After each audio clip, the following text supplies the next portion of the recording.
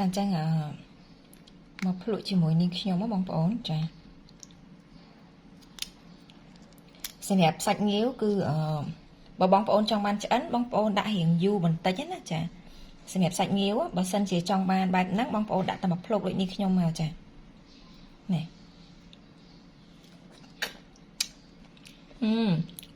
សាច់វាឡើងស្រួយហ្មង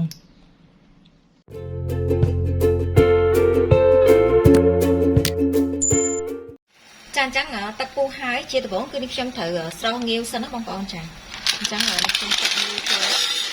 នៅពេលដែលនេះខ្ញុំចាក់ចូលហើយគឺនេះខ្ញុំបិទភ្លើងតែម្ដងចារួចហើយនេះខ្ញុំកូរវាពីវាត្រឡប់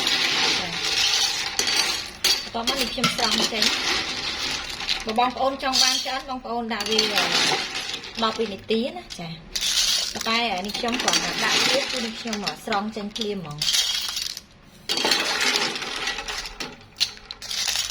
ចាបន្តមកបងប្អូនដាក់តកកចូលនៅក្នុងចានមករួចហើយយើងចាក់ងាវដែលយើងស្រង់មិញហ្នឹងចូល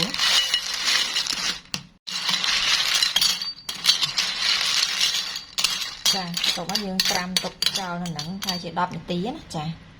អញ្ចឹងបន្តមកទៀតបងប្អូនដាក់ឆ្នាំងសាថ្មីមករួចហើយចាក់ទឹកស្អាតចំនួន800មីលីលីត្រចាទឹកស៊ីអ៊ីវ200មីលីលីត្របងប្អូនប្រើជាទឹកត្រីក៏បានដែរចាបន្តមកទៀតនេះខ្ញុំដាក់ស្ករបងប្អូនប្រើជាស្ករត្នោតក៏បានដែរណាចាស្ករនេះខ្ញុំដាក់4ស្លាបព្រាបាយបន្តមកនេះខ្ញុំបើកភ្លើង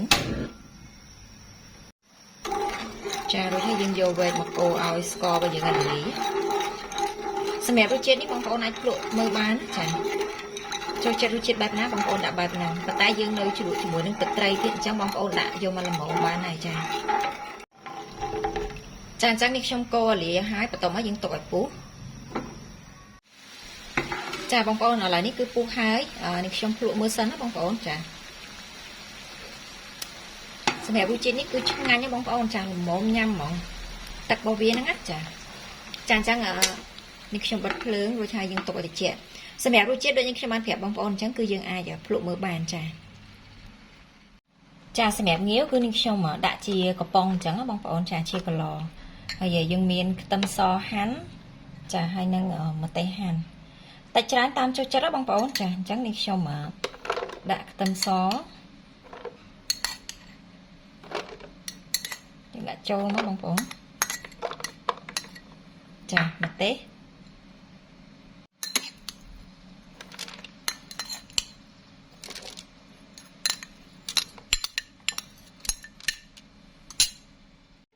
ចាបន្តមកនេះខ្ញុំដួសទឹកស្អ៊ីវដែលយើងទុកឲ្យត្រជាក់ហ្នឹងបងប្អូនចាយើងដាំទុកត្រជាក់ហ្នឹង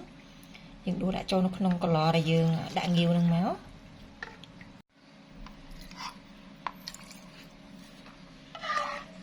ចាសម្រាប់ទឹកដែលយើងធ្វើជ្រក់ហ្នឹងចាធ្វើសម្រាប់ត្រាំហ្នឹងគឺល្មមបងប្អូនចា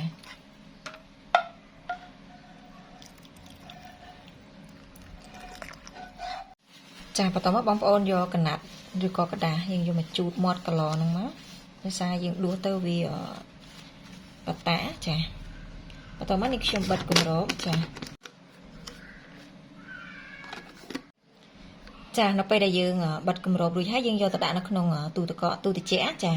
ទុករយៈពេលមួយយប់ចានៅពេលដែលគ្រប់មួយយប់គឺយើងអាចយកញ៉ាំបានណាបងប្អូនចាសួស្តីបងប្អូនចានេះងាវដែលនេះខ្ញុំផ្អាប់ទុកក្នុងទូទឹកកករយៈពេលមួយយប់ឥឡូវនេះគឺ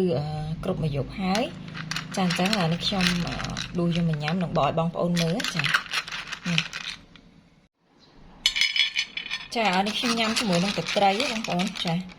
ហើយទឹកត្រីនេះគឺនេះខ្ញុំបុកខ្លួនឯងហើយដាក់ទូទឹកកកទុកចាបងប្អូនអញ្ចឹងនេះខ្ញុំបានចាក់ចាញ់អស់ហើយបន្តមកនេះខ្ញុំម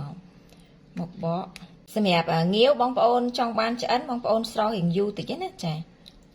ប៉ុន្តែបើចង់បានល្មមប៉ុណ្ណឹងបងប្អូនដាក់តែមួយភ្លុកហើយលើកចេញមកចាសាច់វាល្អអញ្ចឹងបងប្អូនចា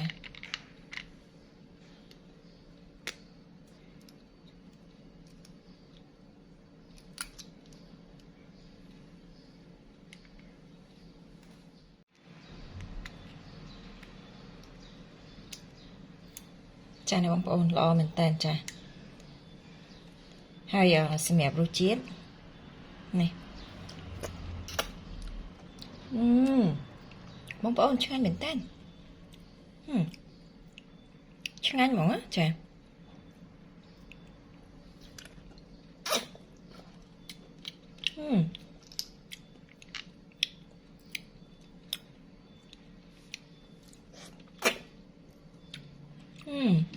ចាបងប្អូនសាច់វិញឡើងស្រួយហ្មងចាអញ្ចឹងសម្រាប់វីដេអូគឺមានតែប៉ុណ្្នឹងទេចាអរគុណជំរាបលាបាយបាយ